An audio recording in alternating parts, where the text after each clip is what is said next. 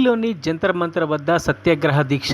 బీసీలకు 42% రిజర్వేషన్ దేశం మొత్తం వ్యాప్తంగా అమలు చేయాలని హిందూ బీసీ మహాసభ జాతీయ అధ్యక్షులు బత్తుల సిద్ధేశ్వర్ ఆధ్వర్యంలో ప్రముఖ సంఘ సేవకులు బండారి గంగాధర్, అంబేద్కర్ బహుజన సంఘం అధ్యక్షులు కుంగారి నరహరి, సామాజిక ఉద్యమకర్త గడ్డం Mohan Reddy, Jakkani Sanjay, new BC international వ్యవస్థాపకులు డిపి మండల్ మనవడు సూరత్ మండల్, హనుమంతరావు మాజీ ఉమ్మడి ఆంధ్రప్రదేశ్ పిఐసిసి సెక్రటరీ వీళ్ళందరూ కలిసి రిలే నిరాహార దీక్షలో పాల్గొనగా అక్రమంగా బత్తుల సిద్ధేశ్వర్ ని అరెస్ట్ చేయడం జరిగింది.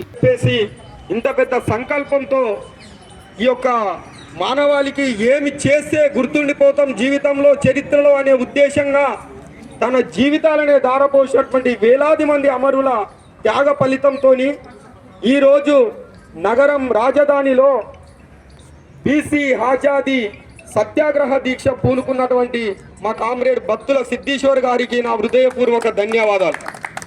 మిత్రులారా, జీవితంలో ఏది సంపాదించినా మనకు మన కుటుంబాలకు దారదత్తం అవుతుందే తప్ప మేధస్సు అనేది భావి తరాలకు ఉపయోగపడుతుంది. కాబట్టి నాటి సమాజంలో జరుగుతున్న కుల విజాత్యత పోరాటంలో ఎంతోమంది మన అమరులు తన ప్రాణాలను త్యాగం చేసినటువంటి చరిత్ర మా తెలంగాణ చరిత్ర.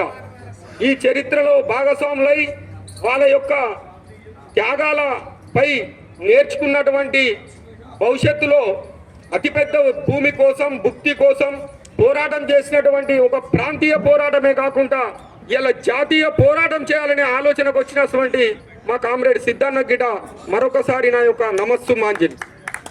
అయ్యా, ఈరోజు పల్లెలో జరుగుతున్నటువంటి ఈ ఆధిపత్య దాడులే కావచ్చు, ఈ ఆధిపత్య మరిన్ని అప్డేట్స్ కోసం మా ఛానల్ని సబ్స్క్రైబ్ చేయండి.